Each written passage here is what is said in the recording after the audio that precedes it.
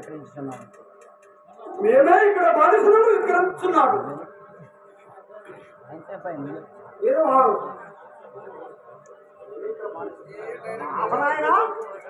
ఆయన విక్రయిస్తాడా, నువ్వు విక్రయిస్తాడావా? నేనే విక్రయిస్తున్నాను. ఎంతకి విక్రయిస్తాడా ఏంటి?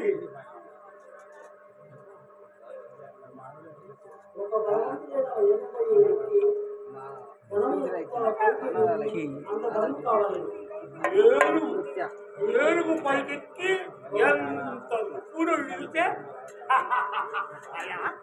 ఏనుగు పైకెక్కి అట్ట ఇసిరితే ఈడకే కదా వచ్చేది. మా గురువు గారి ప్రభావం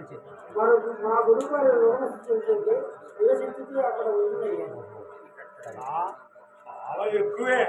ఓడయ్యేవాడు విశ్వామిత్రుడు.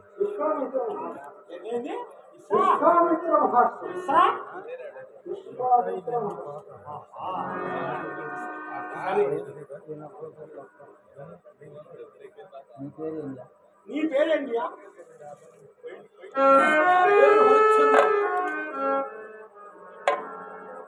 నాకు తెలియదు కానీ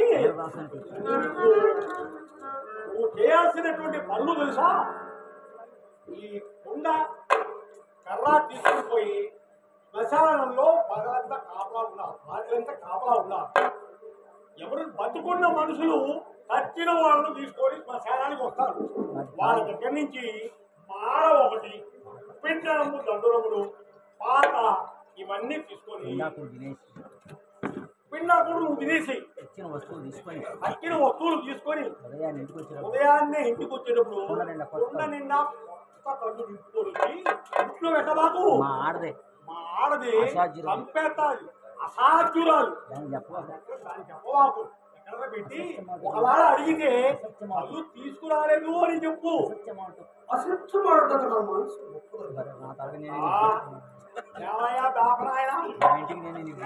ఇంటికి నేను నిప్పు పెట్టుకున్నట్టు ఎక్కర్లేదయ్యా ఈ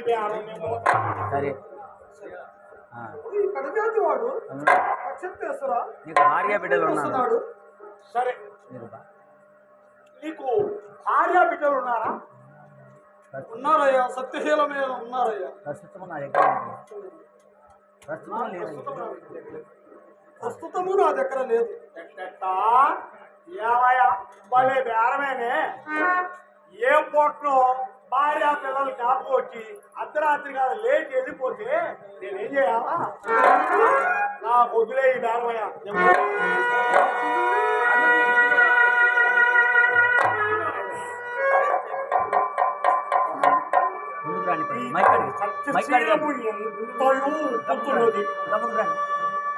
సమవర్తిని, ధర్మ నిరతుణ్ణి, ధర్మరాజునైన నేనే ఇతని పొట్టించుట ఎవరిస్తడమో కాదు. ఈ మహాత్ముని కంట నీటి పొట్టు నేలను తాకడాలు అవనికే అరిష్టదాయకం. అయ్యో కొంటున్నాను.